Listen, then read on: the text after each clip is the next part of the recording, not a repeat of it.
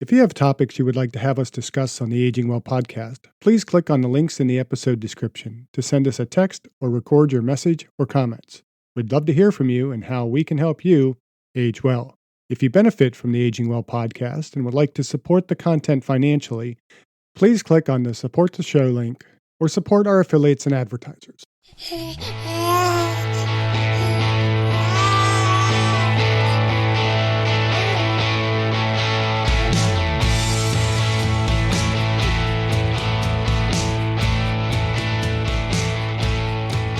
Welcome to the Aging Well podcast. I'm Jeff Armstrong here with Corbin Bruton. In this and the episodes that follow, we will share candid discussions on aging and hear from the experts. We are here to inform and encourage as we experience, aging. In this episode, we discuss how exercise can be tailored to accommodate common chronic conditions such as arthritis, osteoporosis, diabetes, and heart disease, all while promoting health and vitality. It's an important discussion because, as we know, regular physical activity is key to aging well. But it's not always one size fits all, especially when dealing with these conditions. Hey, Dr. Armstrong. So I was thinking some of our listeners may have chronic medical conditions that present unique challenges to exercise and aging well. So I thought maybe in this episode, we could discuss some of these conditions and provide tips for adapting the exercise and overcome these obstacles. That's a great topic. I'm a firm believer in exercise for health and longevity. There are a few reasons not to exercise, but with the right approach, exercise can be a valuable tool for managing symptoms and improving overall well-being. Right.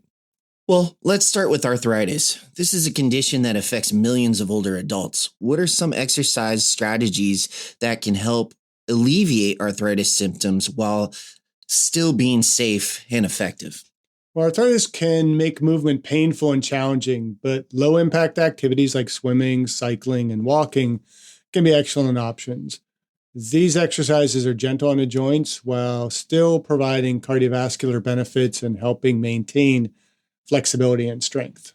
So it's almost as if the low impact would be the best option for those with arthritis. Yeah, because you don't want to further damage the joints. And, I would add, I think resistance training is great for individuals with arthritis. I mean, you have to be a little bit careful of how it impacts the pain, maybe the type of arthritis, but, lighter weight-bearing type of activities can help stimulate the bone. I think as well, when we talk about movement for diseases like arthritis, we also have to look at what are the underlying causes of the arthritis. What can we do to manage those? How do we manage the pain?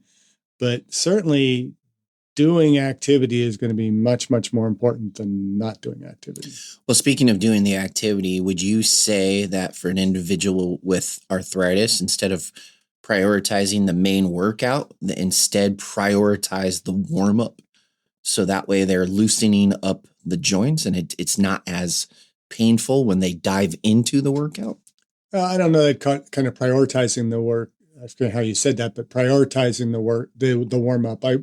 I would certainly emphasize the warm-up a lot more than I might in an individual without joint issues, where, if somebody who doesn't have joint issues can maybe jump right into, say, a 5x5 program where they start at the weight that is their 5 sets of 5, whereas other individuals may need to kind of progressively build that load up so that they can have a little bit better tolerance. And I think there's always some benefit to how the warm-up sets in a resistance training program can potentiate the further sets. So maybe what you do for somebody with arthritis is you do a few sets progressing that weight up, lower repetitions, so we're not getting overuse really of the joints, and then back off a little bit and do kind of that hypertrophy set, if that's working for them, if that's comfortable. And it may be beneficial for individuals with arthritis to do their cardiovascular first. I don't think in many cases that you're really looking at a priority of strength when you have arthritis. Most athletes, bodybuilders, all that are not necessarily dealing with arthritis. So we're really looking at somebody where arthritis is a basic underlying health concern, and we're just looking to get as much movement, maintain bone and muscle health, and age well. In your opinion, do you think that the timing of the exercise throughout the day would have some of an impact on an individual with arthritis? The reason why I ask is we just did a previous podcast on timing and exercise, how it affects the rest of the body. And I noticed when I was doing personal training, some of my clients that had arthritis, there were certain times in the morning, not super early, but kind of in that mid morning, their arthritis would actually act up. And then there were other times where it would act up in the afternoon. So it was kind of hit and miss, and it was obviously different per each individual. And I just want to know your opinion on that. Well, I think I kind of just underscored what we did talk about in that episode, where even though the literature might say there are certain times of the day that are better for strength and for performance and things like that, we're really limited by our natural timing, just, our work schedules and those types of things, but also by our physical limitations. And so if we find that exercising in the morning is going to aggravate our arthritis, then what part of the day is going to be more effective? And we just have to balance that with our lifestyles. And if, find that best time that we can exercise where it's not going to aggravate the arthritis, where we're going to get the most benefit out of the exercise, and go from there. And, in most cases, it's not necessarily going to be the most optimal time, but exercising at a less optimal time is always going to be more effective than not exercising at an optimal time. Well, how about osteoporosis, a condition characterized by a decrease in bone density? How can exercise help strengthen bones and reduce the risk of fractures? Well, weight-bearing exercises like walking, dancing, strength training, those are all crucial to building and maintaining bone density. And it's also important to incorporate balance and flexibility exercises to reduce the risk of falls, which can be particularly dangerous for individuals with osteoporosis. So really, looking at doing the things that are going to activate the muscles against the bone, because we remember from anatomy and physiology, Wolff's Law, that the bone is going to respond to the stresses applied to it. So when we're putting weight on the bone, it's helping to strengthen the bone. When we're doing resistance training, that's also helping to, increase the bone mineral density. But we also want to do the exercises so that we reduce the risk of falls. The better balance that we have, the less the risk of falling. And it's interesting, in episode 151, I interviewed Dr. John Newstead. He talked about osteoporosis and was really talking about a lot of the medications that affect it, because it can affect dizziness, or there's just so many compound factors that may lead to osteoporosis and lead to fractures that we have to consider. But exercise, diet, regular sleep patterns, all those things that we talk about are things that are going to help reduce the risk of falls, help strengthen the bone, and help reduce the risk of osteoporosis. Well, speaking of exercise, I remember you teaching us the best way to prevent osteoporosis is to do weight-bearing exercises prior to the first menses.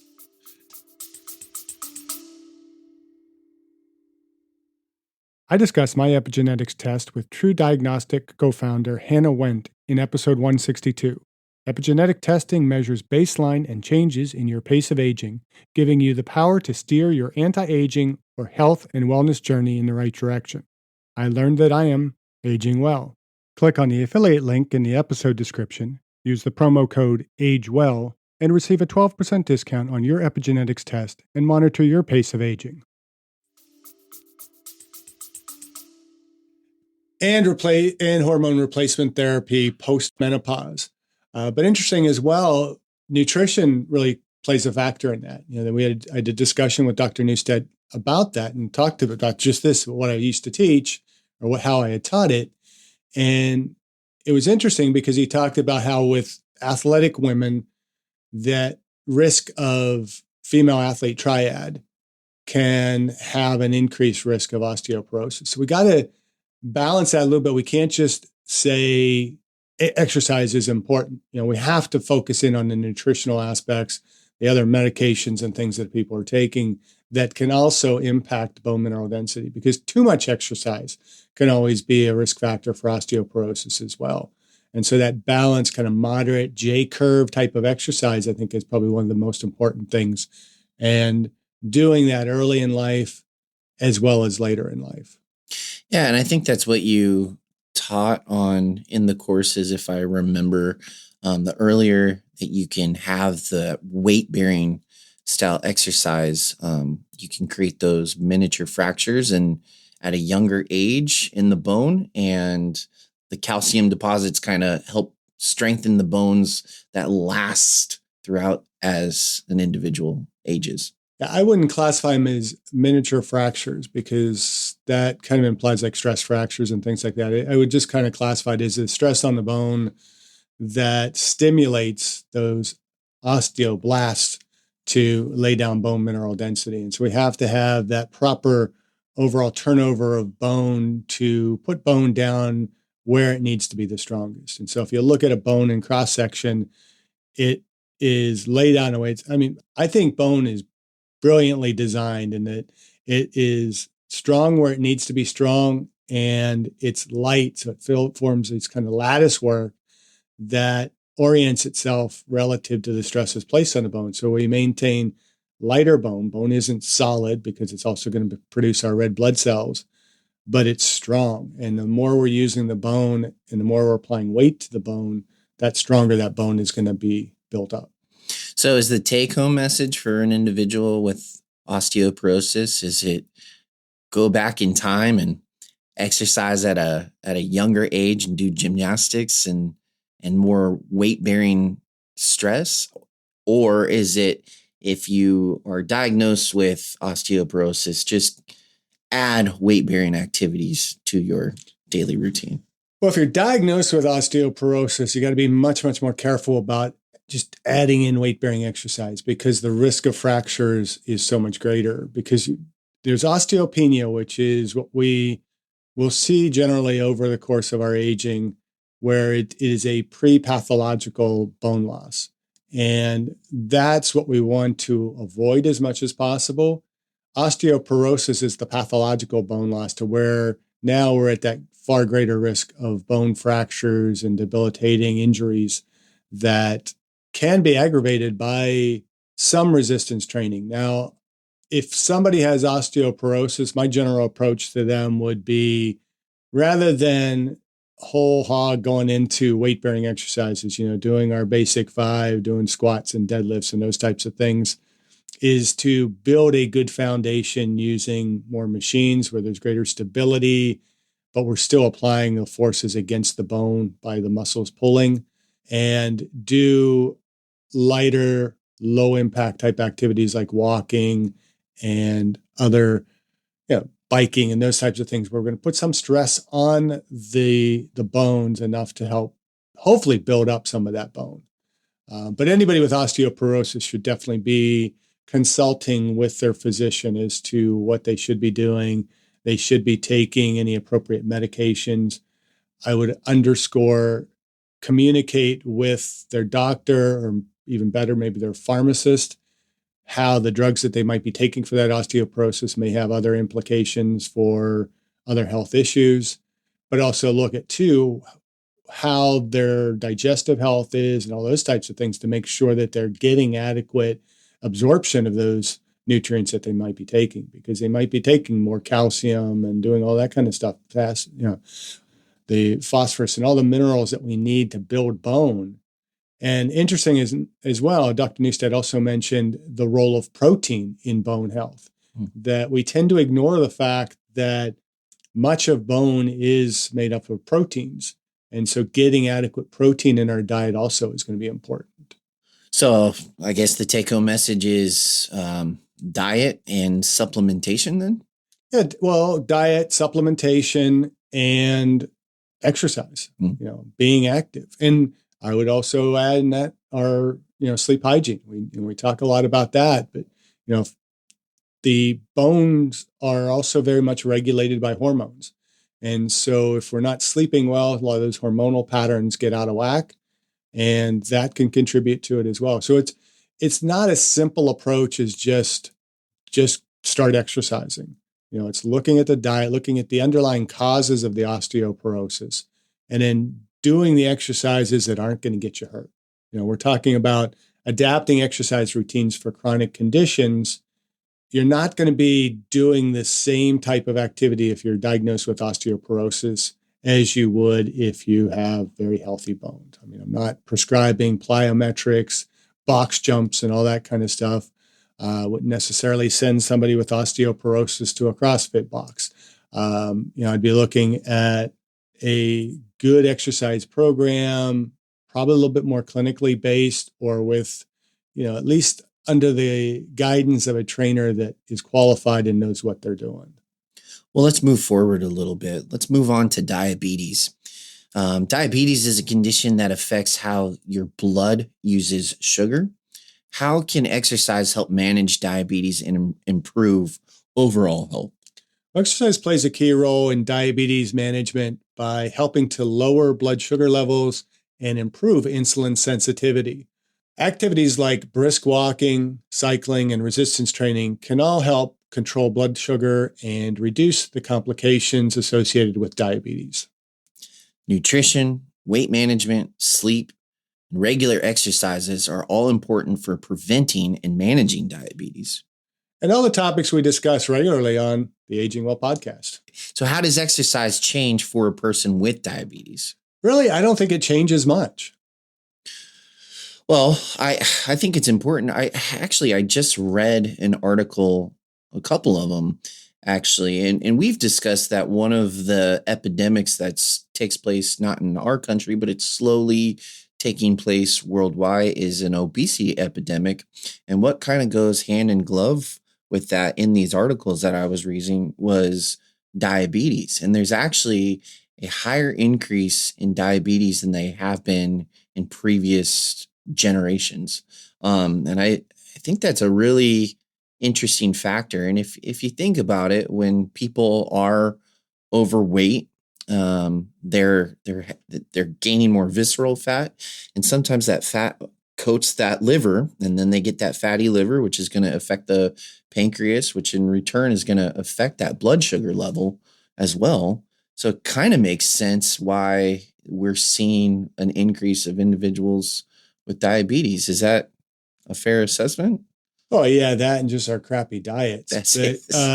Yeah, so I mean, obesity is really one of the most central links to all disease. I mean, I'm hard pressed to think there's too many diseases that aren't favorably affected by losing body weight, losing fat. And we're not talking about getting excessively lean. We're just talking about losing a significant amount of weight. If you're really, really obese, overweight, losing 20, 30, 50 pounds can have a tremendous effect on your health. And so, so when I say that, I don't think the exercise changes much for the person with diabetes, the prescription is basically the same. The goals have just maybe adjusted a little bit differently. So, for somebody who doesn't have diabetes, doesn't have, clinical obesity, weight management is really just about kind of keeping in a more eucaloric diet and eating healthy, losing a little bit of body fat, but that's not the over concern. And activity levels may be okay, but for somebody with diabetes, it is a much more critical issue to lose the body fat and to get physically active. And certainly resistance training is going to play a role in that, but the amount of physical activity needs to be ramped up for the person who has diabetes. Well, I also think it's important to recognize the different type of diabetes as well, especially if you're starting your exercise routine. There's a lot of literature out there that can back up and defend that type 2 diabetes is, one, preventable, and two, it's something that someone can actually overcome if they've been diagnosed with type 2 diabetes through exercise and proper diet. They can almost eliminate it altogether. And then there's the factor of type 1 diabetes, which I believe it was previously suggested that an individual is born with it, but some of the most recent literature says it could be a number of factors as far as type 1 diabetes Yeah, go. it's really just the difference between type 1 and type 2. And what I've been talking about here with obesity, I think, and I just kind of assume we were talking type 2 diabetes as opposed to type 1, because type 2 is a bit more controllable. There are numerous factors that might cause type 1 diabetes, but that is considered to be insulin dependent diabetes mellitus, whereas type 2 is non-insulin dependent diabetes mellitus, where in type 1, you're not producing necessary insulin in order to regulate blood glucose levels. In type 2 diabetes, you're producing insulin, but you're insulin resistant, and that is preventing the insulin from really doing its job, which kind of wreaks havoc on all the rest of the health. And so for somebody with type 1 diabetes, the exercise, again, doesn't change, but the need to be controlling and regulating blood glucose is highly important. So knowing when to take your insulin injections, where to take it relative to what exercises you might be doing, to know the symptoms of when you might be having a low sugar attack. Those are what's important. In most juvenile diabetics, kids that are born or develop diabetes very young, have a really tremendous sense of what they should and should not be doing because they've experienced it enough. Many of them go to camps and go to different trainings to know how to kind of perceive how their blood sugars are. And they carry their testing kits with them during exercise. They'll have sugar available to them. And so they're very good about managing it and self-regulating the exercise to make sure that they don't go into a more hypoglycemic state. But type 2 diabetics, that's a lifestyle condition. And so changing the lifestyle is going to be the most important. So changing nutrition, changing eating habits, changing sleep habits, changing exercise and physical activity habits are all going to be important. But at the core of it, the exercise doesn't really have to be adapted. You don't need any special machines. You don't need any special exercises. You just need to be exercising regularly in order to begin to take control of your insulin levels. I actually used to work with another individual. She was a part of the personal training team, and she did competitions, like bodybuilding competitions. And she had just gotten done with one of the competitions, and her family went camping. They're sitting around the campfire, and she ends up having a beverage. I'm not sure what it was, but she started feeling really funny afterwards, and she passed out. And so they threw her in their car and they drove to the nearest hospital, and they figured out what's wrong. Her whole life had been working out. She came from a family that was really into health and fitness, and she'd eaten healthy her entire life. And then once she had hit a certain age, she actually had an undiagnosed form of diabetes, but her entire life she had helped regulate it and monitor it. And then once she had hit that certain age, and it was also right after a competition. So she was so low sugar when she added that sugar into her body was like, what's going on? What's happening right now? And so that was kind of like an eye-opening experience. What would you say for an individual that may have had an undiagnosed situation or is showing signs of diabetes the older they get? What would you recommend on that? Well, I mean, same thing I would recommend to anybody that I want to age well is exercise and get physical activity, change your eating habits, go to a more Mediterranean type of diet, more plant-based, a little less meat-based, but get adequate protein. Make sure you're getting your up to 1 gram of protein per day, good quality protein. Get good sleep. So have a bedtime, get up at the same time, weekdays and weekends. and don't smoke, of course. Right.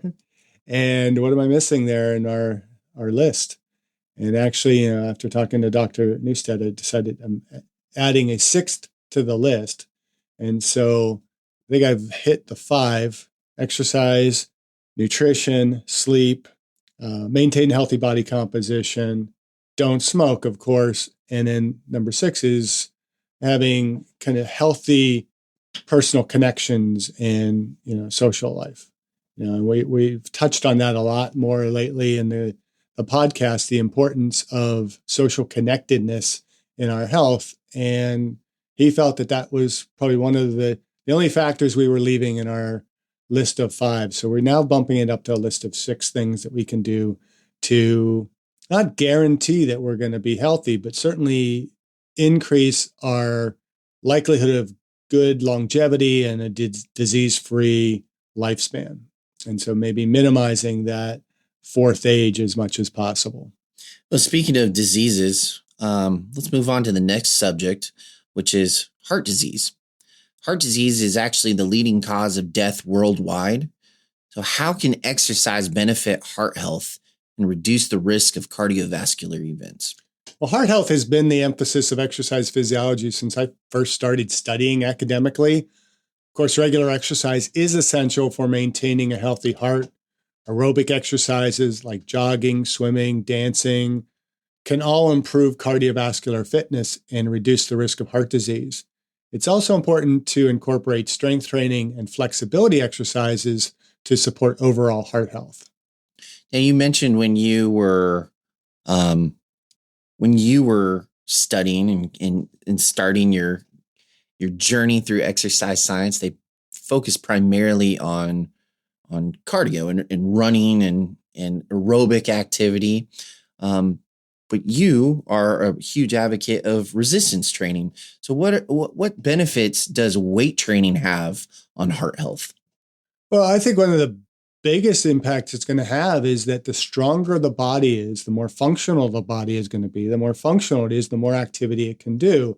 And so the more activity we can do, the better able we are to maintain our cardiovascular health and the activities that promote cardiovascular health. And like you said, when I first started studying exercise science, the big emphasis was on heart health and cardio. And it didn't really dawn on me until later in my career as I, started.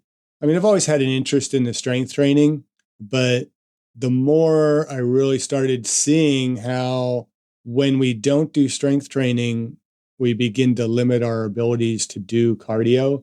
And I think I've probably mentioned before one ACSM conference I went to a number of years ago, and they were honoring many of the senior fellows in the organization. And a lot of these men, and again, it was men because the field has been so dominated by men over the years. So you have these older men, many of them in their 80s. And I saw them walking around the conference and they all look so frail and they're kyphotic and they're walking slowly. And I'm like, that's not how I want to look when I'm 80. And it occurred to me that these were the people who were promoting cardio. And there was less of an influence on strength training. Many early exercise physiologists were not strength oriented.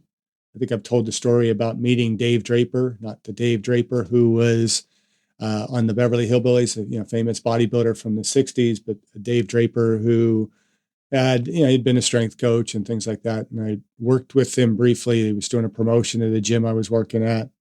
And we just got to talking and somehow he got on a topic of exercise physiologists and he just goes on this rant about how exercise physiologists are all a bunch of 160-pound weaklings. They're telling you to, not do squats and they've never done a full squat in their life. And he just going off and I'm like biting my tongue thinking, okay, what's going to happen when he finds out I'm an exercise physiologist? And he turned to me and said, so what's your background? I said, well, I just got my master's in exercise physiology. And he's like, looks at me and said, you're not like the rest of them. And I have taken that as a compliment through my entire career. And I've also taken it as a focus that we need to consider that broader health. When we talk about the biomechanical, psychosocial, part of that biological adaptation and the mechanical adaptation has to be resistance training. It can't just be focused on the heart. And the heart will be conditioned if we're using it. And we can't use it if we're not strong enough to move. And so strength is important in that regard. That's good. We've been talking about some of the most common conditions associated with aging, and there really doesn't seem to be any major differences in the exercise prescription. It really is just a matter of motivation and doing the exercise that you're capable of doing. And continuing to progressively overload. Yeah.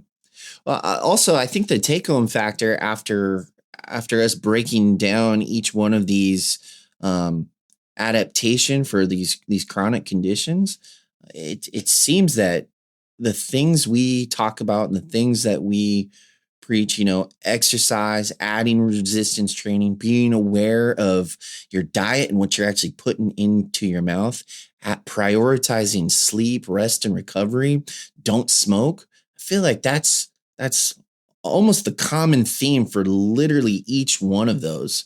And so I'm hoping that this is a good take-home message and that someone that's listening to this can say, hey, I do have that chronic condition, but that chronic condition doesn't hinder me. That's not how I'm going to identify as someone that, oh, I have this condition, so it hinders me. Instead, it's, hey, I have this condition, but how can I work around it? How can I overcome this obstacle? How can I age well?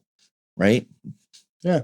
Thanks for sharing those insights. I think it's clear that exercise can play a vital role in managing chronic conditions and promoting health and vitality as we age. Yeah, absolutely. By tailoring exercise routines to accommodate specific needs and limitations, older adults can enjoy the benefits of physical activity while managing their chronic conditions effectively. But what about conditions that are chronic and progressive? Like multiple sclerosis, Parkinson's disease, and all types of dementia? Mm-hmm. These ones require a bit more attention than some of the other conditions that we previously just discussed. That is likely so, but I would emphasize that these are conditions that can benefit from exercise. Sometimes, however, progressively debilitating diseases can seem hopeless, and there's not likely to be any observable progress. But slowing the rate of progression is progress. Absolutely. What can we share with the listeners about adapting the exercise for chronic progressive diseases? That's a great question. I would say exactly what we talked about, right? We know with dementia and Alzheimer's, we know with Parkinson's, sleep is a huge, huge factor that goes into it. We've talked about managing stress, both with the Klinowskis as well as Dr. Farrow. We talked about the stress on the body and how that greatly impacts these chronic diseases. But I would say it's not a full sprint; it's a marathon, right? And so just recognize that this is going to be a journey, and there are going to be challenges, but those challenges do not have to hinder you, right? We mentioned earlier that it's a mindset. So if you have the mindset and the willpower that I'm going to overcome this, and this is a part of my diagnosis, but it doesn't define who I am, and I want to age well, and I want to wake up, and I want to exercise. Yes, there's going to be limitations, but those limitations don't have to stop me from achieving whatever goal that I have. Yeah, I think with chronic progressive diseases, it's important to have the mindset of, okay, yeah, this is not something that's going to get better, but to what degree can I keep it from getting worse? Right. And, MS is a disease that is so varied amongst individuals. I mean, some, no matter what they do, it just, rapidly becomes more progressive. But, who's to say that if you weren't more active or weren't as active as you were, that it wouldn't have progressed faster? In other cases, we had Kimmer here on who went from having a diagnosis of multiple sclerosis, becoming a weightlifting champion. And so trying to just have the mindset to, I'm not going to let this beat me. And of course, if it's terminal and it's chronic, it's progressive, you're not likely to defeat it, but you can slow that process down. I'm going to have the best quality of life with this progressive disease as I possibly can. Exercise is going to have a tremendous role in doing that. There are certain considerations with each of those conditions. So what do I need to do that is not going to aggravate the disease? So like with multiple sclerosis, trying to exercise within a cool environment, keeping it at a moderate exercise. I tend to think a lot of times with chronic progressive diseases, more frequent, lower doses of exercise can be much more effective than trying to do too much too quickly. But looking at working with my physician, working with my exercise professional to come up with a program that is going to help me to maintain strength, help me to maintain a healthy diet, help me to manage my sleep. And, with some of those chronic progressive diseases, sleep becomes more difficult just because it's harder to sleep. And so what can I do or take to manage those sleep patterns a little bit more effectively? It may be certain supplementations. It might be meditative practices prior to bed, when I eat, what do I eat, all those types of things. So I think one important thing with anybody with chronic progressive diseases is to track their health. And, Dr. Farrow turned me on to, using the health tracker to kind of monitor heart rate variability. That can be a very useful tool. Journaling can be a very, very helpful tool. I think adding that sixth piece of the social connectedness is going to be very important as well, because when we have people that we can exercise with, be motivated by, and people who can support us through these chronic progressive diseases, we're going to be much more effective in our outcomes. Well, and speaking of support, what a time to be alive where there are so many communities that have banded together and they're fighting back against these chronic diseases. I think, if you just do, if you want to be a part of those communities, you can just do a quick Google search and you can see all these outreach. I think there's one for individuals with MS. I think it's called Moving with MS, and it's a group where they get together, they have a meetup point, and they go hiking to overcome this. And then they also have on their website or their community page, they have diets that help with some of the prevention of MS. I know with Parkinson's, there's a ton of things out there, such as the Brian Grant Foundation, as well as Fighting Parkinson's, where, again, a group of people go into a gym and they just take on boxing courses, because there's a lot of literature out there that backs up the evidence that boxing and some of those mixed martial arts help with overcoming Parkinson's. And there's a ton of it out there. So being a part of something that other people are having that same struggle that you are, you're not in this alone. There are communities out there where they can help you, and you can find that support in order to overcome this and move forward. But this does bring me to my next question. What about chronic but not progressive disorders like cerebral palsy or injuries? These are always quite individual. This is where the art of exercise programming intersects the science of exercise. So perhaps the best approach in these situations is to find qualified fitness professionals with experience with your conditions. Qualified? Yes. I don't know what specific experience is warranted. They just need to understand your condition and how to safely adapt the exercises. So, a lot of trainers out there, they might have a certification, they might even have an exercise science degree, but if they don't understand the nature of many of the pathologies out there, they're not going to be able to adapt the exercises appropriately and in a way that is going to facilitate your health.